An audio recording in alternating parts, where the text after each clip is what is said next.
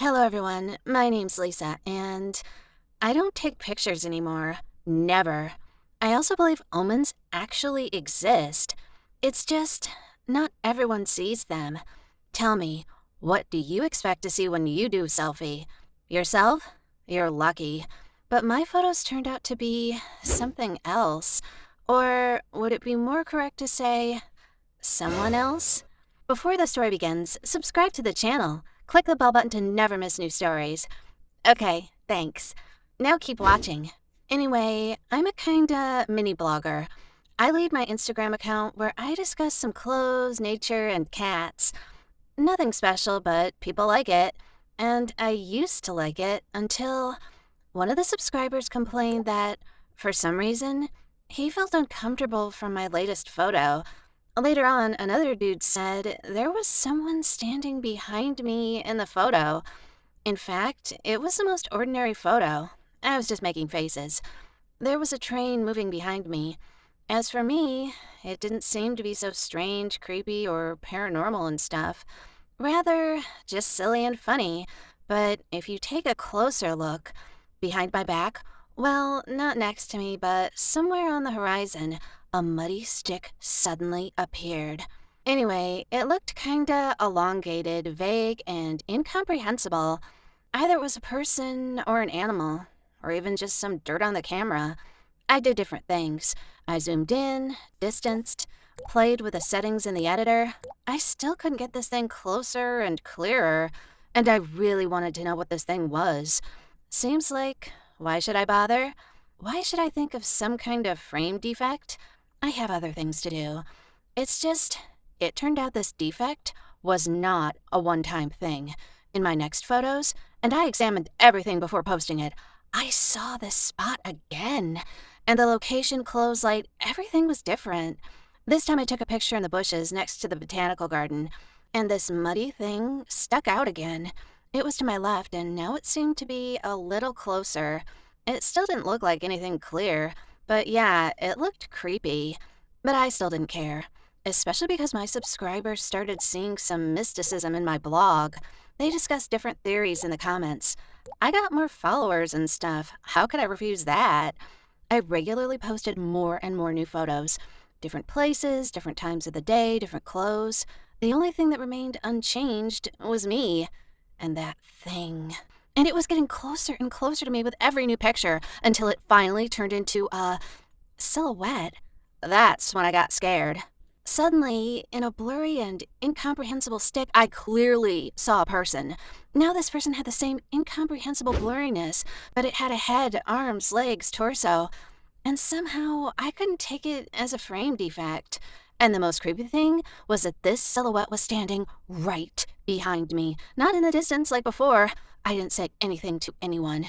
And who could I tell about this? Who would believe me? Ghostbusters? Psychic mediums? Come on. But I just decided for myself, no more photos. I didn't need that. I could just take some pictures of landscape just for content. And I didn't seem to have any problems with nature, but I don't know why I thought it would somehow help. Because as soon as I decided everything for myself, our homeroom teacher announced we would have a general photo shoot with a class soon. I could refuse, but no one really asked my opinion. In this picture, everyone was cheerful, smiling, and beautiful, and me? And the silhouette behind me who had his hands on my shoulders. The invited photographer didn't know about my personal ghost. He thought something was wrong with his camera, and he didn't even take any money for the photo shoot. Later on, I was standing in the school bathroom, looking at the terrible purple bruises on my shoulders, exactly where the silhouette had his hands. I started crying with fear because this was already beyond any possible explanations. Things have gotten really bad since then. 21st century, digital technologies. In fact, cameras are everywhere. Tourists have cameras, policemen have cameras. Everyone is shooting you. I was walking around the city and the bruises suddenly started blooming on my hands. I passed by cafes, intersections, monuments, and from time to time, I winced in pain. The sleeves of my hoodie were rolling lower and lower. I had to forget about miniskirts after both my legs were covered with bruises. One day, my parents and I were in a traffic jam somewhere out of town. We were photographed by a speed control camera, and I felt like I was suffocating. Then my parents and my older brother saw clear fingerprints of someone's fingers appearing on my neck. Actually, this was the last straw. My parents thought I was sick with something and dragged me to doctors. But of course, it didn't help. I got hysterical. I was crying and saying a ghost was killing me. The doctors said I was physically healthy. Maybe I was self injuring, like purposefully damaging myself. Maybe I needed to have a mental treatment. Thanks to my parents, they didn't believe I was and just took me home. The truth is, they also didn't believe this was because of a ghost.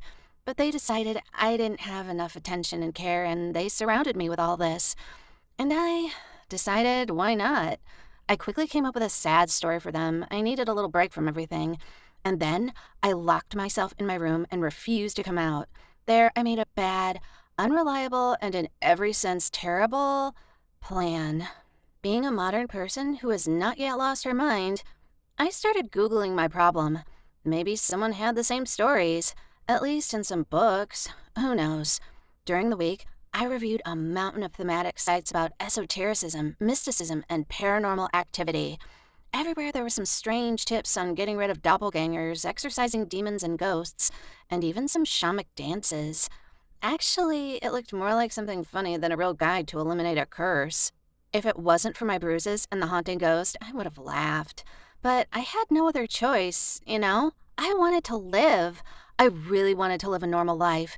Instead, I was sitting in my room, flipping through some creepy websites and putting a piece of tape on my laptop camera, praying it would never fall off. So I had to read the spells on the full moon. I smeared myself with honey while no one was looking. I even washed my face with the dew from the windowsill. No use. I checked it every time. I put my hand under the camera phone, and every time there were some bruises on it. I almost gave up. I was desperate.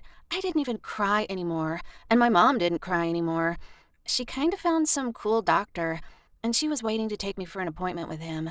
She still believed I could be cured by traditional medicine.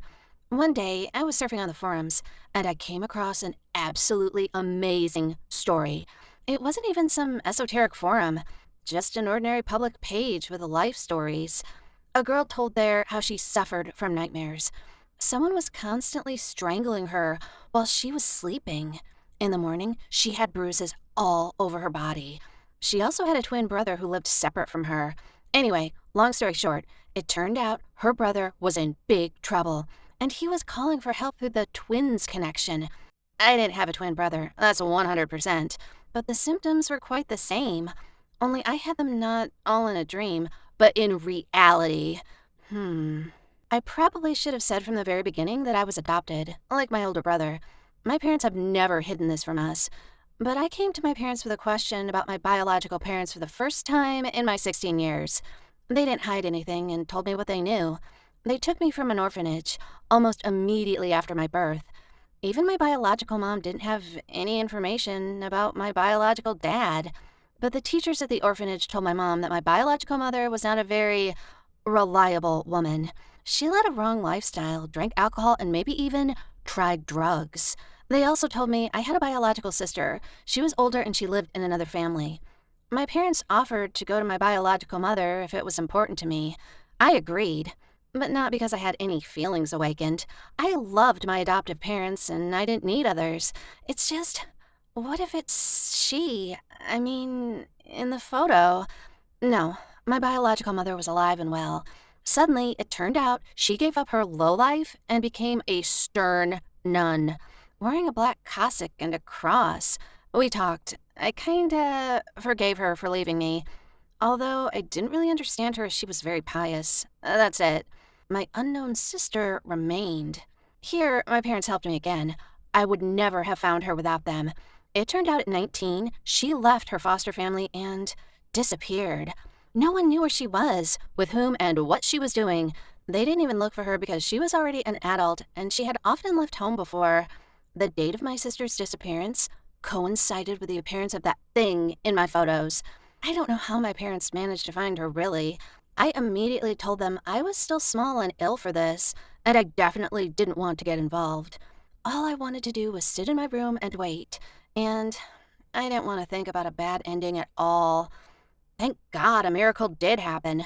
My parents went to the police and said my sister was missing. The story was quite creepy. The police found my sister in a week, or I should say, saved, because all this time, some lunatic kept her in a basement as a slave. If we were in a series or a novel, there would be a happy meeting, a reunion, and we would run towards the sunset holding hands. But no, life isn't a movie or something. All I got from her was a thank you. Hey, what about the fact you probably wouldn't have been saved at all? The police started looking for her only because of me, and I never saw her again. Honestly, I didn't want to. As for the bruises and the mysterious silhouette from my photos, they all disappeared, as if they'd never existed. And I still don't know what it was. Mysticism? Was my sister really giving me any signs? Or was the doctor right? I mean, when I was passing the medical examinations. Because after some tests, he said I was perfectly healthy, and the bruises could appear as a teenage hormonal reaction, like I was overstressed or something. But I'm pretty sure it's all about mysticism. It's just too many coincidences. And as for you, my dear viewer, just decide for yourself. Type your opinion of the story in the comments below. Don't forget to like the video. Has something mystical ever happened to you? I would like to listen to your story. Bye-bye, guys, and take care.